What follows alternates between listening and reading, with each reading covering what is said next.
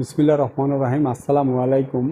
মলা মাছ চাষ কম পুঁজিতে বা কম বিনিয়োগে 4 থেকে 5 গুণ বেশি লাভজনক একটি চাষ হলো এই মলা মাছের চাষ।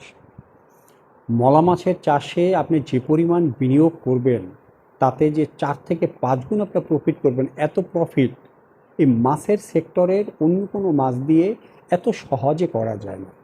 তবে এই মাছের চাষ করতে গেলে আপনাকে কিছু কিছু বিষয় যথেষ্ট পরিমাণে আপনার মেমোরিতে রাখতে হবে, আপনার ধ্যানে রাখতে হবে। তো কোন কোন বিষয়গুলোর উপরে নজর রাখলে পরে বা খেয়াল রাখলে পরে, কোন কোন বিষয়গুলো ধ্যানে রেখে এই মাছ চাষটা করলে পরে আপনি মলা মাছের 4 থেকে 5 গুণ বেশি লাভবান হতে পারবেন, সেই বিষয়গুলো নিয়ে আজকে আপনাদের সাথে আমি আলোচনা করব। তো এই মলা মাছ দুটো পদ্ধতিতে চাষ করা যায়। একটা হলো মিশ্র চাষ, মানে অন্য মাছের সাথে মলা মাছের চাষ। দ্বিতীয়টা হলো একক চাষ। কিন্তু এই যে মিশ্র চাষের বিষয় আমাদের দেশের এই যে বিজ্ঞজনরা যে বলে থাকেন, এদের সাথে আমি কোনোভাবেই একমত নয়। আমি এর ঘোর বিরোধিতা করি যে মলা মাছের কখনো মিশ্র চাষ হয় না। কারণ মলা মাছ অন্য মাছের সাথে চাষ করলে সেখানে মলা মাছের বৃদ্ধিটা আপনি ঠিকই পাবেন, কিন্তু অন্য অন্য যে মাছটা চাষ করবেন তার বৃদ্ধি আপনি কখনোই পাবেন না। তার কারণটা কেন পাবেন না সেটা আপনাদের সাথে একটু বিশ্লেষণ করলেই আপনারা বুঝতে পারবেন। সেটা হলো যে মলা মাছ হলো উপরের স্তরের মাছ এবং এদের প্রিয় খাদ্য হলো ফাইটোপ্ল্যাঙ্কটন, এরপরে পেরিফাইটন, এরপরে হলো জুপ্ল্যাঙ্কটন। তো এটা যেহেতু উপরের স্তরের মাছ এবং প্রিয় খাদ্য যেহেতু ফাইটোপ্ল্যাঙ্কটন, তারা এই ফাইটোপ্ল্যাঙ্কটনটাকে খেয়ে তারা শেষ করে ফেলে।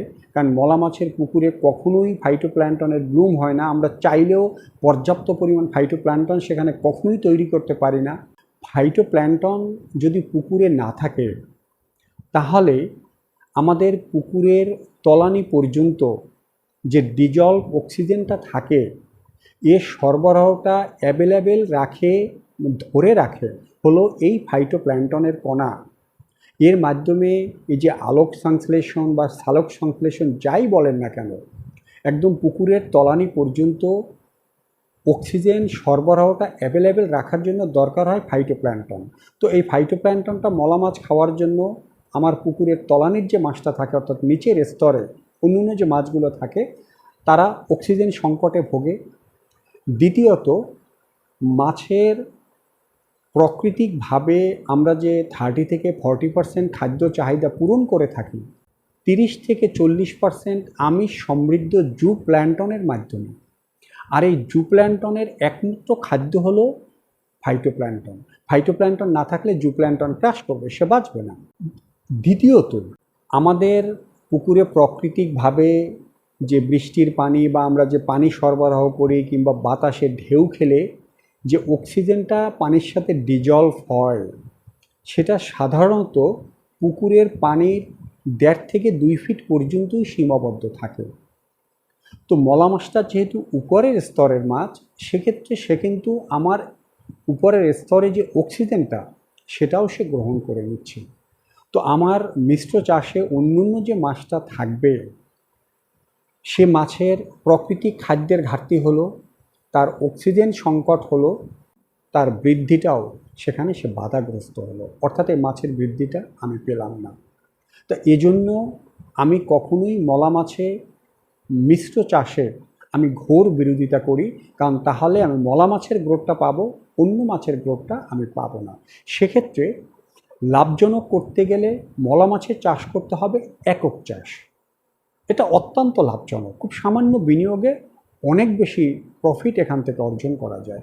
এখন এই চাষটা আপনি কিভাবে করবেন? সেখানে প্রতি শতকে মলা মাছ দিতে পারেন, যদি পিচের হিসাব করি তাহলে 3.5 থেকে 400 পিচ। আর যদি আমি ওয়েটের হিসাব করি তাহলে ছোট যে মলাটা সেটা 250 গ্রাম বা 200 থেকে 250 গ্রাম এর মধ্যে থাকাটাই যথেষ্ট। আর যদি বড় হয় তাহলে 150 থেকে 200 গ্রাম, কারণ এটি 3 থেকে 400 পিচ মলা এখানে হয়ে যাবে। আর মলা মাছ হলো বছরে সে 3 বার সে পুকুরে বাচ্চা দেয়, প্রাকৃতিকভাবেই ন্যাচারালি সে পুকুরে বাচ্চা দেয়। এক একটা মলা মাছে আপনার এক থেকে যে পরিপক্ক যে বয়স্ক যে মলাটা, অর্থাৎ একটা মলা যখন 2.5 থেকে 3 গ্রাম হয় তখনই সেটা বাজারজাত করার উপযোগী হয়ে যায়। তো 2.5 থেকে 3 গ্রাম, এটা সর্বোচ্চ 7 থেকে 8 গ্রাম পর্যন্ত একটা মলা মাছের ওয়েট হয়ে থাকে, এবং এর ডিমের পরিমাণটা হয় 1000 থেকে 8000 পর্যন্ত। তো যদি আমি ধরলাম 8000ও না 1000ও না, 5000 ডিম ধরলাম আমি, যে 5000 ডিম সে দিবে, সেখান থেকে যদি 2500 ডিম আমি বাদ দিলাম যে এটা হ্যাচিং হবে না, আমার 2500 বাচ্চা ফুটবে। তো 2500 বাচ্চার যদি 50% বাচ্চা আমি দুর্বল ধরি যে তারা মারা যাবে, তারা বাঁচবে না, তাহলেও তো আমার 1200-1300 বাচ্চা এখানে আমার বাঁচতেছে একটা মলা মাছ থেকে। তা আমি যদি প্রতি শতকে এই 2 থেকে 250 গ্রাম ছোট মলা অথবা 3 থেকে 400 পিচ একটু ছোট বা একটু বড়টা 2.5 থেকে 3 গ্রামের মলা আমি দেই, তাহলে আমার চাষের জন্য যথেষ্ট। তো এখানে যদি আমার 15 থেকে 20 শতক বা 30 শতক বা তার চেয়েও বড় একটা পুকুর আমার হয়, তো প্রতি শতকে যদি এই হিসাব করে আমি মলা মাছটা ছেড়ে দিই, আমি 2.5 থেকে 3 মাস পরে এই মলাটাকে আমি বিক্রি উপযোগী করতে পারবো, যদি ছোট মলাটা দিই। আর যদি আমি একটু বড় সাইজের এই 2 থেকে 2.5 গ্রাম বা 1.5 গ্রাম সাইজের মলা দেই, তাহলে আরও ভালো, অর্থাৎ এটা 1.5 থেকে 2 মাসের মধ্যে আমি একটা ভালো সাইজে মলাটাকে নিয়ে আসতে পারবো। আর মলা মাছের সাইজটা যতটা বড় হবে ওর বাজার দরটা ততটা বেশি আমরা পাবো। তো এখন আমরা মলা মাছের খাদ্য নিয়ে আলোচনা করব, কারণ আমাদের খেয়াল রাখতে হবে যে মলা মাছের রঙটা যাতে চকচকে হয়, মলা মাছের ওয়েটে যাতে বৃদ্ধি পায়, অর্থাৎ সাধারণ পুকুরে যে মলা মাছটা হয় সেটা একই সাইজের একটা মলা মাছে যে ওয়েট হবে, আমার চাষকৃত মলা মাছের ওয়েটটা একটু বেশি হতে হবে। এভাবে আমাদের খাদ্য প্ল্যানটা করতে হবে।